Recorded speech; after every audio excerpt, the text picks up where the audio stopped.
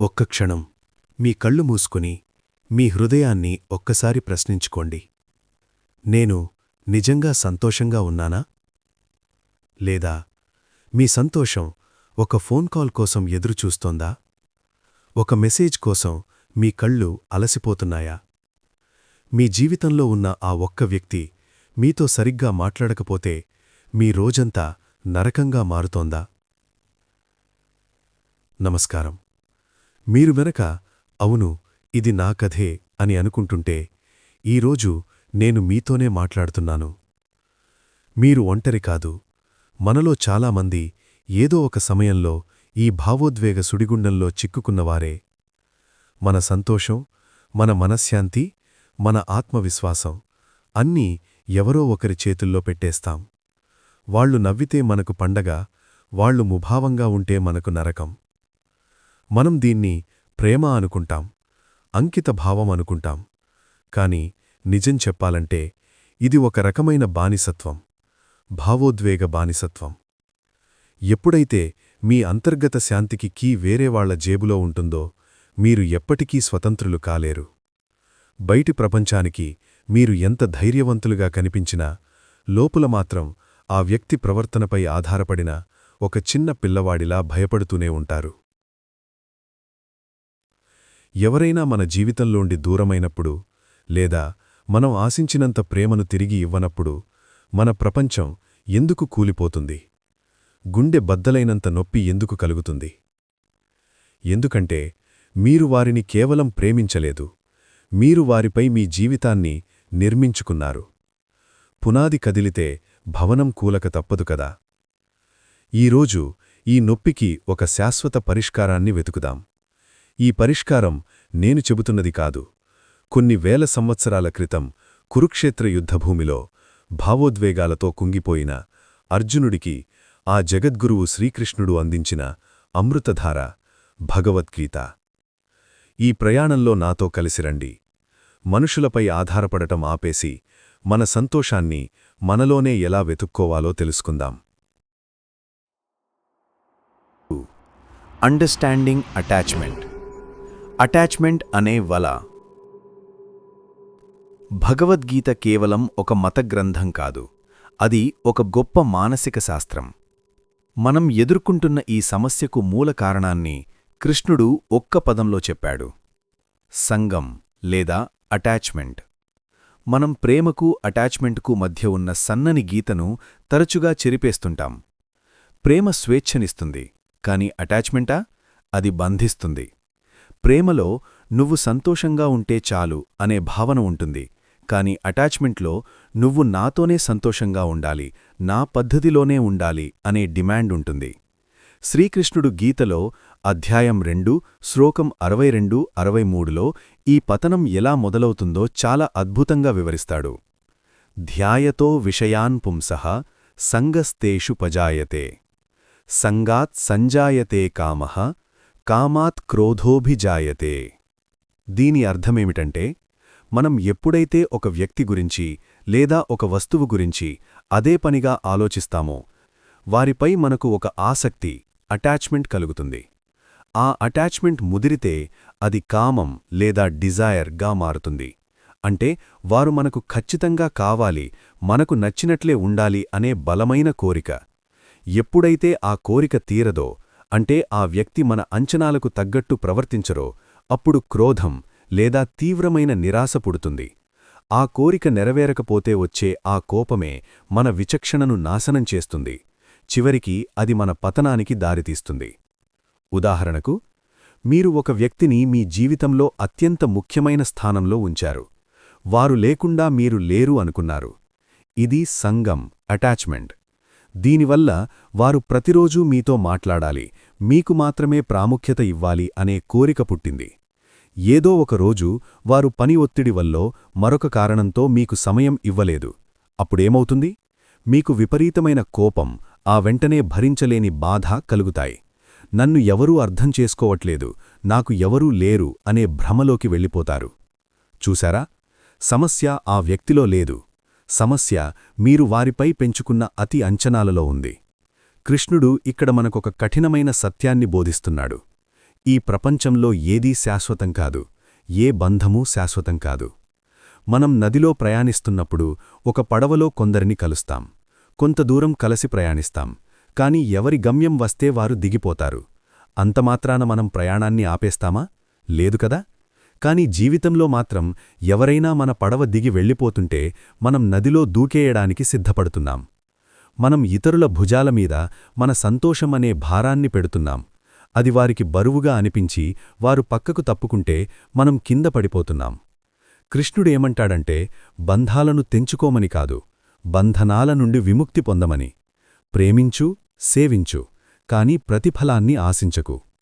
ఇక్కడే మనకు గీతలోని అత్యంత ప్రసిద్ధమైన సిద్ధాంతం గుర్తుకురావాలి.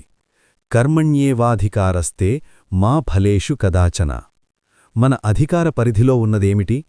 అవతలి వ్యక్తిని ప్రేమించడం, వారికి మంచి చేయడం, ఒక బంధంలో మన ధర్మాన్ని మనం నిర్వర్తించడం, అంతే. మన అధికార పరిధిలో లేనిదేమిటి? వారు మనల్ని తిరిగి అంతే ప్రేమించాలా వద్దా అనేది, వారు మన జీవితంలో ఉండాలా వెళ్ళిపోవాలా అనేది, వారి ప్రవర్తన, వారి స్పందన, ఇవేవీ మన చేతుల్లో లేవు. కాని మనమేం చేస్తాం? మన చేతుల్లో లేని వాటిని నియంత్రించడానికి ప్రయత్నించి విఫలమై దుఃఖిస్తాం. గుర్తుపెట్టుకోండి, మీరు ఇసుకను ఎంత గట్టిగా పిడికిలిలో బంధించాలని చూస్తే అది అంత వేగంగా వేళ్ల మధ్య నుండి జారిపోతుంది. బంధాలు కూడా అంతే. స్వేచ్ఛనిస్తే అవి మీ దగ్గరే ఉంటాయి. బంధించాలని చూస్తే ఊపిరాడక చనిపోతాయి లేదా పారిపోతాయి. ఈ అటాచ్మెంట్ అనే వల నుండి బయటపడకపోతే మన జీవితాంతం ఒక యాచకుడిలా, బెగ్గర్లా, నాకు కొంచెం ప్రేమనివ్వండి, కొంచెం సమయాన్నివ్వండి అని అడుక్కుంటూనే ఉంటాం. ఒక రాజులా బ్రతకాల్సిన మన జీవితాన్ని బానిసలా ముగిస్తాం.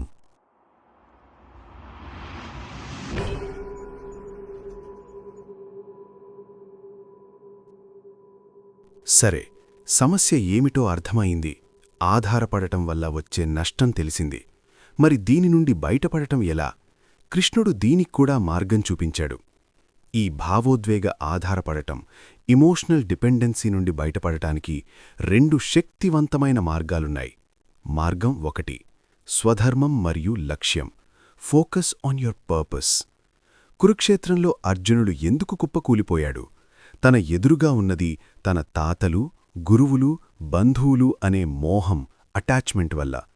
ఆ బంధాల కారణంగా తన క్షత్రియ ధర్మాన్ని, అంటే తన కర్తవ్యాన్ని మర్చిపోయాడు. గాంధీవాన్ని కిందపడేశాడు. ఈరోజు మనం కూడా అదే చేస్తున్నాం. ఒక వ్యక్తి పట్ల ఉన్న మోహంతో మన జీవిత లక్ష్యాన్ని, మన కెరియర్ని, మన ఆరోగ్యాన్ని, మన కన్నవారిని, అన్నింటినీ పక్కన పెట్టేస్తున్నాం. నువ్వే నా సర్వస్వం అని చెప్పటం సినిమాల్లో బాగుంటుంది, కాని నిజ జీవితంలో అది అత్యంత ప్రమాదకరమైన మాట. ఏ ఒక్క వ్యక్తి మీ సర్వస్వం కాకూడదు. మీ సర్వస్వం మీ లక్ష్యం కావాలి. కృష్ణుడు అర్జునుడికి ఏం చెప్పాడు? నీ ధర్మాన్ని నువ్వు నిర్వర్తించు, యుద్ధం చెయ్యి. ఈరోజు కృష్ణుడు మీకు అదే చెబుతున్నాడు.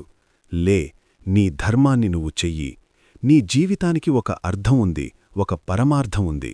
దాన్ని వెతుకు. మీ జీవితాన్ని ఒక వ్యక్తి చుట్టూ తిప్పటం ఆపేసి మీ లక్ష్యాల చుట్టూ నిర్మించుకోండి. మీకు చిన్నప్పుడు ఏం చెయ్యాలనుండేది? పెయింటింగా, సంగీతమా, సమాజసేవ లేదా వ్యాపారంలో విజయం సాధించటమా? ఆ పాత కలలకు దుమ్ము దులుపండి. ప్రతిరోజూ మీకోసం కొంత సమయాన్ని కేటాయించండి. మీ శరీరానికి వ్యాయామం, మనసుకు ధ్యానం, బుర్రకు కొత్త జ్ఞానం ఇవ్వండి.